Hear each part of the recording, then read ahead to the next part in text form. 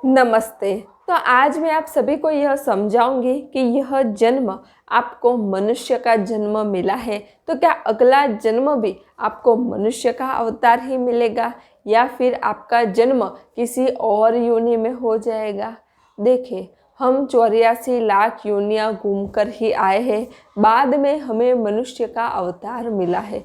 लेकिन जब 84 लाख योनियों में हम थे तो हमें हमारे जीवन का कुछ भी बोध नहीं था, क्योंकि हमारे पास ना मन था, ना बुद्धि थी, ना चित्त था, ना ही अहंकार था। हम बस खाते पीते और सोते थे, इतना ही हमें ज्ञात था।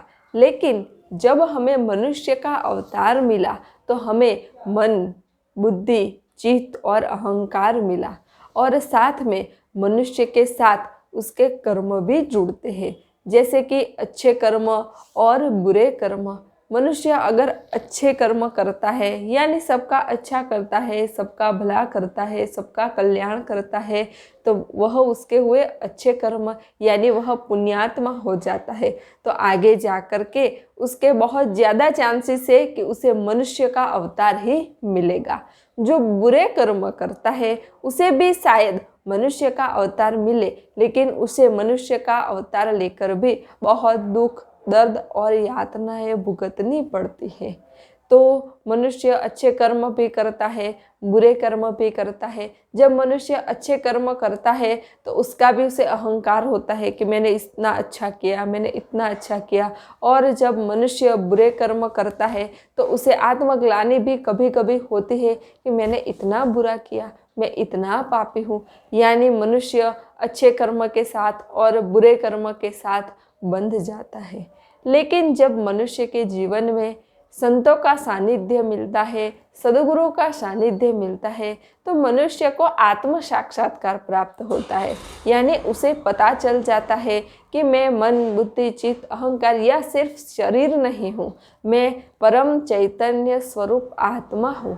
उसे पता चल जाता है कि मैं जो भी अच्छा कर रहा हूँ वह परमात्मा की कृपा से हो रहा है, परमात्मा की दया से हो रहा है। और अब वह सत्संग में है, ज्ञान में है, भक्ति में है, तो अब उसके हाथ से बुरे कर्म तो होंगे ही नहीं, क्योंकि अब उसके भीतर देवीय शक्तियाँ ही बढ़ गई है, उसके भीतर आसुरी शक्तियाँ बहुत ही कम हो गई है। तो सद्गुरु के सानिध्य में जाने से मनुष्य के भीतर देवीय शक्तियाँ बढ़ जाती है और आसुरी शक्तियाँ बहुत ही कम हो जाती है, और मनुष्य धीरे धीरे धीरे उधर्व गति करने लगता है।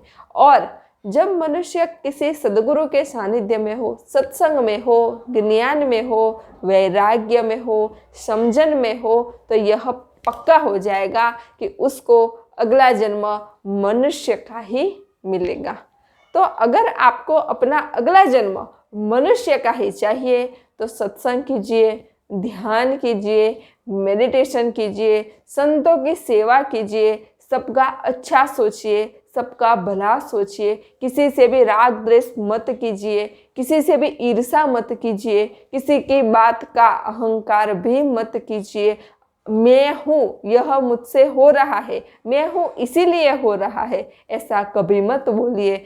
बस आप परमात्मा को धन्यवाद दीजिए। आपके हाथ से अगर अच्छा हो रहा है तो समझिए कि यह परमात्मा की ही कृपा है कि मैं इतना अच्छा कार्य कर रहा हूँ। और अपने भीतर उतरिए और अपने आत्म स्वरूप को जानिए, अपनी आत्मा की अनुभूतियाँ कीजिए और अपनी आत्मा में मस्त होकर के अपना जीवन जिए, तो आपको अगला जन्म मनुष्य का ही मिलेगा। और अगर आप बहुत बुरे कर्म कर रहे हैं, सबका बुरा सोच रहे हैं, राग द्वेष कर रहे हैं, ईर्ष्या कर रहे हैं, अहंकार कर रहे हैं, किसी का अच्छा आप देख भी नहीं सकते, और आपके जो पाप कर्म है वह बहुत बढ़ जाएंगे, तो हो सकता है कि आप मनुष्य जन्म में से नीचे की योनियों में भी जा सकते हैं। तो मनुष्य जीवन लेने के लिए अपने जीवन में सत्संग, ज्ञान, भक्ति और भजन को अवश्य लाएं। तो अगर आपका ध्यान के बारे में कोई भी प्रश्न हो तो आप मुझे कमेंट में लिख कर के भेज सकते हैं, मैं आपको उसका उत्तर जरूर दूंगी। नमस्ते। सब घटवासी परमात्मा को प्रणाम।